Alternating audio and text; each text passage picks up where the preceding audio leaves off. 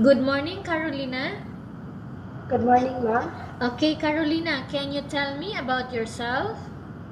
Yes, ma'am. I'm Carolina Polestico. I'm 32 years old. I'm single. And I live in San Vicente, Trinidad, Bohol. That's Oh, it po. okay, I have a few questions for you to answer, so let's start. Yes, ma'am. Why do you want to work as a maid? Because I have experience in abroad and I'm hardworking. Okay, why you choose Malaysia when there is a lot of other country? Because I love Malaysia and I believe people of Malaysia is good. How are you qualified for this job? I'm qualified this job because I have experience and I'm hardworking. May I know what your educational level is? High school grad. High school graduate. High school graduate. Yes, ma'am. What is your recent working experience? I'm experienced cook, cleaning the house. Okay, have you worked abroad before? Yes, Which country was that? Kuwait. For how many years? 1 year and 8 months. Do you have experience of taking care of baby? Yes, Whose baby are you taking care of? 3 months and 2 years old. Whose baby was that? And my employer. How about elderly people? Yes, I have. Do you have any other special skills? Yes, cook. Are you willing to learn new skills? Yes, Are you willing to work with a family where the mother-in-law or any relatives stay together? yes, ma'am. Currently, are you still working now? Yes, ma'am. Do you know how to cook? Yes, ma'am. What sort of food can you cook? Filipino food and Filipino food and Kuwaiti disease Dishes of Kuwait? food. Food, Okay. yes, ma'am. How about other dishes like Chinese food, European, Indian food, and Malay food? But I don't know what is the food of Malaysia, but I'm willing to learn about this. Okay. Are you aware that you will have to do washing, cleaning, ironing, and cooking? Yes, I'm aware. From all the house chores like washing, cleaning, ironing, and cooking, which do you like most? Cleaning, You cleaning are and not cook. allowed to use handphone during working hours.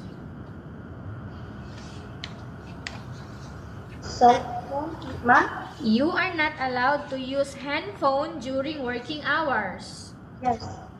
You No, not are allowed. only allowed to use handphone after you finish all the works and when going to bed. Yes. You are strictly needed to surrender the handphone to your employer in the morning, and your employer will return back to you once you're going to bed. Yes.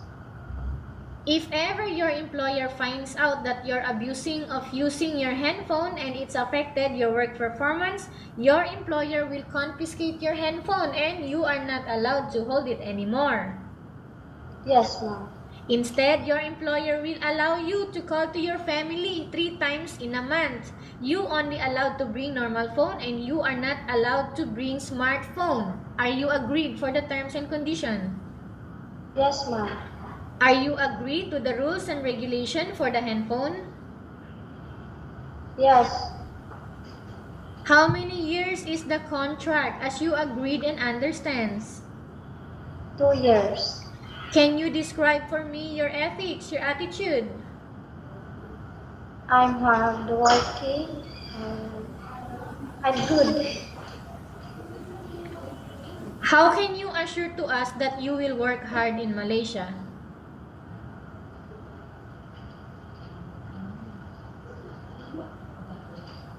Ma'am, How can you assure to us that you will work hard in Malaysia? because I have experience and that work it's easy for me because I have experience already. Can you promise not to use the telephone without the permission of your employer? Yes, ma'am. Can you promise not to put on makeup but to dress properly while work? Yes, ma'am. Can you promise not to invite friends and relatives without the consent of your employer? Yes, ma'am.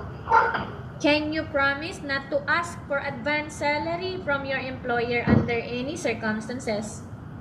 Yes, ma'am. Do you really understand of the rules and regulation of the agency? Yes, ma'am, I understand. Do you pay any placement fee for you to come to Malaysia to work as a maid? No. Do you have any history of sickness, breast cancer, or any other illness? No. Do you suffer from any skin diseases, allergy, or physical defect? No. Have you suffered from any serious illness? No. Do you smoke? No. Have you undergone any operation? No, no. Are you medically fit? Yes, I'm really fit.